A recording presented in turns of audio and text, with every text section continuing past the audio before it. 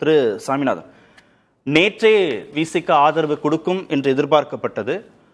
ஆனால் அந்த ஆதரவு தருவதற்கான வாய்ப்பு இன்று வரை தள்ளி போனது. ஐயுஎம்எல் எப்போதும் நாங்கள் திமுகவுடன் தான் பயணிக்கிறோம் என்று நேற்று உறுதிபட கூறியிருந்தார்கள். இன்று ஆதரவு தெரிவித்திருக்கிறார்கள். இந்த நிலைப்பாடு மாற்றத்திற்கான காரணமாக என்ன புரிந்து கொள்ளலாம்? நிச்சயமா முதல்ல இந்திய யூனியன் முஸ்லீம் லீக் நேற்று கிட்டத்தட்ட தொடர்ந்து ஒரு விஷயத்தை கூறியிருந்தார்கள். நாங்கள் நேற்றும் திமுகவோடு இருந்தோம், இன்றும் திமுகவோடு தான் இருக்கிறோம், நாளையும் திமுகவோடு தான் இருப்போம் அப்படிங்கிற நிலைப்பாடு சொன்னாங்க. இதுல ரொம்ப முக்கியமா அவர்கள் கூட்டணியாக திமுகவோடு தொடர்கிறார்கள். ஆட்சி மீது தாவேகாவின் ஆட்சி மீதான ஒரு நம்பிக்கை என்கிற அடிப்படையில் அவர்கள் இந்த பக்கம் ஆதரவும் கொடுத்திருக்கிறாங்க. இதுல ரொம்ப முக்கியமான புள்ளியா நான் என்ன பாக்குறேன்னா சார், கேரளால இந்திய யூனியன் முஸ்லீம் லீக்கும் காங்கிரஸ் கட்சியும் ஒரே கூட்டணிக்குள்ள இருக்காங்க. அங்க அமைச்சரவையை பகிரவும் இருக்காங்க. வழக்கமா கேரள அரசியல் நடைமுறை அதுதான். காங்கிரஸோடு நீண்டகால உறவுல இந்திய யூனியன் முஸ்லீம் லீக் இருக்கு. தமிழ்நாட்டுல எப்படி திமுகவோடு அவர்களுக்கு உறவு இருக்கிறதோ அது போன்று அகில இந்திய அளவுல கேரளாவில் ரொம்ப குறிப்பா காங்கிரஸ் கட்சியோடு அவர்களுக்கு ரொம்ப நெருக்கமான ஒரு உறவு இருக்கிறது. தொடர்ந்து அவர்கள் 2 பேரும் தான் தேர்தலை செஞ்சாங்க. 20 இடங்களுக்கு மேல ஜெயிச்சிருக்காங்க கேரளால. சோ அப்ப அவர்கள் அமைச்சரவையிலும் அங்கு பங்கேற்கிறாங்க. அது காலம் காலமாக நடைமுறை தான்.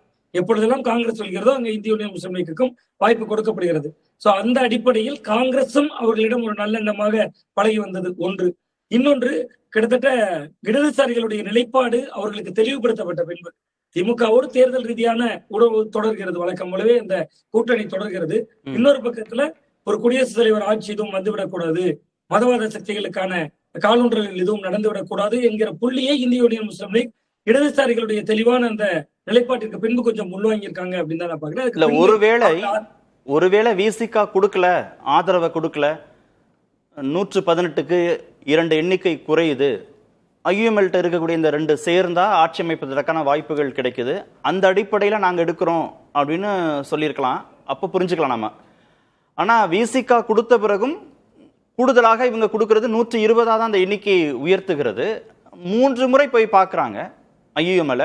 தாவேகா நிர்வாகிகள் 3 முறையும் அவங்க ஆதரவு இல்லை அப்படின்னு மறுக்கிறாங்க. மீண்டும் முன்னாள் முதல்வர் திரு ஸ்டாலினையும் சந்தித்து பேசுறாங்க.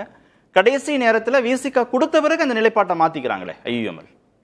ஆமா, அது கிட்டத்தட்ட திமுகவுக்கும் அவர்களுக்கும் இருக்கக்கூடிய உறவுல எந்த சிக்கலையும் ஏற்படுத்தாது என்பதை உறுதிப்படுத்தப்பட்ட பின்பு கொடுக்குறாங்க. இந்த திமுக 2021 சட்டமன்ற தேர்தலுக்கு பின்பு, இந்த அண்மையில் நடந்த 2026 சட்டமன்ற தேர்தல முதல்ல கூட்டணிக்கு பேச அழைத்த கட்சியே இந்திய யூனியன் முஸ்லீம் லீக் தான். முதல்ல 3 தொகுதிகளாக இருந்த அவர்களுக்கு குறைக்கப்பட்டது. அது மட்டும் இல்லாம 2ஆக கொடுக்கப்பட்டது. அதுலயும் ரொம்ப முக்கியமா இந்த முறை கூட்டணி கட்சிகளுக்கு தொகுதிகள் குறைக்கப்படும் என்பதை சமீட்சையா முதல்ல வெளிப்படுத்துறதும் இந்திய யூனியன் முஸ்லீம் லீக் தான். அந்த அளவுக்கு திமுகவுக்கும் அவர்களுக்குமான ஒரு உறவு இருக்கிறது. அப்ப அவர்கள் நீண்டகால உறவு. அந்த உறவை தான் கெடுத்துக் கொள்ளக்கூடாது. ஒருவேளை இந்த பக்கம் ஆதரவு கொடுத்து விஜய் தரப்பு வலுப்பெற்று விட்டு அதனால் திமுக ஏதாவது மனத்தாங்களாக நினைத்துவிடக் கூடாது என்பதனால கொஞ்சம் அமைதியாக இருந்திருக்கலாம். பட் விசிக கொடுத்த பின்பு 118 என்கிற எண்ணிக்கை வந்த பிறகு இனி திமுக தன்னால் தாவேகா வந்தது என்று தன் மீது எந்த வருத்தமும் பட்டுவிடக் கூடாது என்கிற எண்ணத்தை நோக்கி அவர்கள் நகர்ந்திருக்கலாம். அப்படியான ஒரு பார்வையும் இந்திய யூனியன் முஸ்லீம் லீக் கொஞ்சம் தாமதமாக கொடுத்ததற்கு அல்லது 118 தாண்டிய பின்பு கொடுத்ததற்கு ஒரு காரணமாக இருக்கும். பட் காங்கிரசும் தொடர்ந்து வலியுறுத்தி வந்தாங்க. கேரளாவில் இருக்கக்கூடிய அந்த பிரதிநிதித்துவத்தை சுட்டிக்காட்டி அமைச்சரவையில் அங்கு பங்கேற்கிறாங்க. அது இயல்பான ஒன்று. அங்க இதே மாதிரி ஆட்சியில் பங்கு, அதிகாரத்தில் பங்கு எல்லாம் கிடையாது, இயல்பாகவே கொடுப்பாங்க கேரளால. அந்த ரிலேஷன்ஷிப்பை பயன்படுத்தி அவர்களும் முயற்சி எடுத்தார்கள். பட் இந்திய யூனியன் முஸ்லீம் லீக் ஆடியது ஒரு பாதுகாப்பான ஆட்டம். கிட்டத்தட்ட பாலுக்கும் காவல் பூனைக்கும் காவல்னு சொல்றது மாதிரி கிட்டத்தட்ட அவர்கள் திமுக எந்த வருத்தமும் பட்டுவிடாத அளவிற்கு அவர்கள் ஏற்கனவே அங்க விசிகவும் ஆதரவு கொடுத்து 118 என்கிற எண்ணிக்கை எட்டிய பின்பு எஞ்சி கூடுதலாக ஒரு 2 இடங்கள் அப்படின்னு வருகிற பொழுது அது ஒரு 120 ஒரு பாதுகாக்கப்பட்ட எண்ணிக்கைக்குள்ளேயும் போகிறார். இந்திய யூனியன் முஸ்லீம் லீக்கினுடைய ஆதரவுனாலும் இந்த மேஜிக் நடக்கல. அப்ப இது திமுக தாவேகா 2 பேருக்கு இடையிலும் அவர்கள் நல்லுறவை மெயின்டைன் பண்ணிக்க உதவும். பட் விசிக திருமாவளவன் அவர்களை இன்னைக்கு உண்மையிலேயே நம்ம பாராட்ட வேண்டிய ஒரு இடத்தில் இருக்க. தொடர்ந்து அவரை முன்னிறுத்தி முதல்வர் இருக்கிறார், துணை முதல்வராக ஆக போகிறார், ஆட்சியில் பங்கு, அதிகாரத்தில் பங்கு, அதை கேட்க போகிறார், இதை கேட்க போகிறாங்க. விசிகாவினுடைய நிர்வாகிகளே பதிவு போட்டாங்க, இது திருமாவின் காலம்னு போட்டாங்க. இத்தனையும் கடந்தவர் 2 புள்ளியில இணைந்திருக்கிறார். ஒன்று, குடியரசுத் தலைவர் ஆட்சி வந்துவிடக் கூடாது என்பதற்காக. இன்னொன்று, ஆளுநர் வேறு வகையான நடவடிக்கைகளில் ஈடுபட்டு விடக்கூடாது என்பதற்காக அவர் இந்த அணியை அதற்கு அவரும் திமுக பக்கம் தான் தேர்தல் ரீதியான உறவுகள்ல தொடர்கிறார். சோ இங்க திருமாவளவன் அவர்கள் ஒரு மிகப்பெரிய வாய்ப்பு கிடைத்த போதும் கூட அந்த வாய்ப்பை பேரமாகவோ வேறு வலிமையாகவோ மாற்றாமல் இவ்வளவிற்கும் தாவேகாவும் சீமானும் RSS பெற்றெடுத்த குழந்தை என்றெல்லாம் கடந்த காலங்களில் விமர்சித்திருந்தாலும் கூட எல்லாவற்றையும் புறந்தள்ளி விட்டு இந்த நேரத்தில் ஒரு நிலையான அரசு அமைய வேண்டும் என்பதற்காக இதுக்கெல்லாம் தொடக்க புள்ளி திருமாவளவன் தானே. அவர் தானே காட்டுமன்னார் கோவில் தொகுதியில போட்டியிடுவேன் அப்படின்னு முதல்ல சொல்றாரு. அதுக்கப்புறம் தன்னுடைய நிலைப்பாட்டை அவர் மாத்திக்கிறாரு. தேர்தல் முடிவு வருவதற்கு 2 தினங்களுக்கு முன்பு அவர் தன்னுடைய நிலைப்பாட்டை தெரிவிக்கிறாரு. தொங்கு சட்டசபை வரும் அப்படின்னு நானே கணிச்சேன்றாரு. தேர்தலுக்கு பிறகு தமிழ்நாடு அரசியல் சூழல் மாறுன்றதுனால தான் நான் போட்டியிடணும்னு நினைச்சேன் அப்படின்னு தன்னுடைய நிலைப்பாட்டை சொல்றார். இந்த ஆட்சியிலும் பங்கு அதிகாரத்திலும் பங்குங்கிற இந்த விசிகாவுடைய கருத்தியல அவர் தொடக்க காலத்திலிருந்து வச்சிருந்தாலும் இந்த தேர்தல் சமயத்துல வாக்குப்பதிவுக்கு முன்னும் பின்னும் அவர் அணுகுன விதம் அப்படிங்கிறது அவருக்கு ஆட்சி அதிகாரத்தில் பங்கு. அது திமுகவே வந்திருந்து வெற்றி பெற்று எண்ணிக்கை குறைவாக இருந்தால் கூட அந்த அழுத்தத்தை கொடுக்கலாம் அப்படின்னு நினைச்சிருந்ததை தானே நம்ம புரிஞ்சுக்க வேண்டியதா இருக்கு அவருடைய ஸ்டேட்மெண்ட்ல இருந்து. ஆமா சார், நிச்சயமா கடந்த காலங்களில் அவருடைய அணுகுமுறை ரொம்ப குறிப்பாக நீங்க சொன்னதை போல காட்டுமன்னார் கோவிலில் தானே போட்டி என்கிற தொடங்கி இன்னைக்கு நேற்று இல்ல 2016 மக்கள் நல கூட்டணி உருவானதே ஆட்சியில் பங்கு அதிகாரத்தில் பங்கு. அதற்கு முன்பே மக்கள் நல கூட்டு இயக்கம் அப்படிங்கிற பேர்ல விசிகா சார்பில் புத்தகங்கள்லாம் கூட போட்டிருந்தாங்க. இத ஆட்சியில் பங்கு அதிகாரத்தில் பங்கினுடைய முக்கியத்துவத்தை வலியுறுத்தி.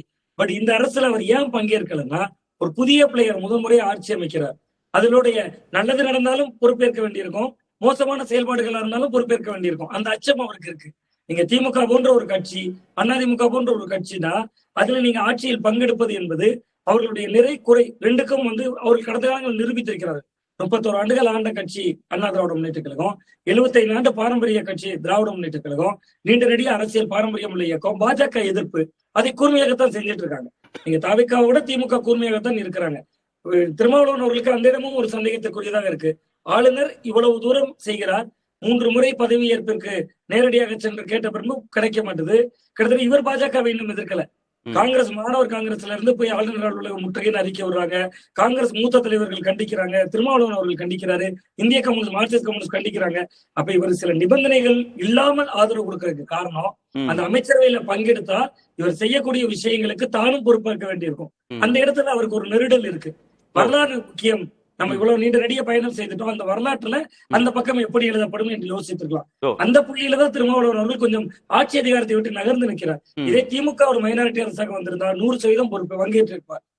அதிமுக ஒரு மைனாரிட்டி அரசாக வந்திருந்தால் 100% பங்கேற்றிருப்பார். அவர் தாவேக்காங்கிறவங்க ஒரு புதிய பிளேயர்னால அவங்களோட ஆட்டம் எப்படி இருக்கும்னு தெரியாம, அது நல்லது செய்தால் பாராட்டுகள் மகிழ்ச்சியை ஏற்றுக்கொள்ளலாம். அதன் மீதான எதிர்மறையான விஷயங்கள் ஒருவேளை வந்துருச்சுன்னா அந்த வார்த்தை நாமும் சுமக்கணும், பாஜகவையும் விமர்சிக்கல. சனாதன எதிர்ப்புங்கிற தம்முடைய அந்த கூர்மையான நிலைப்பாட்டிலையும் அது சில சேதத்தை உருவாக்கிடக்கூடாதுங்கிற அச்சமும் கவனமும் இருக்கு.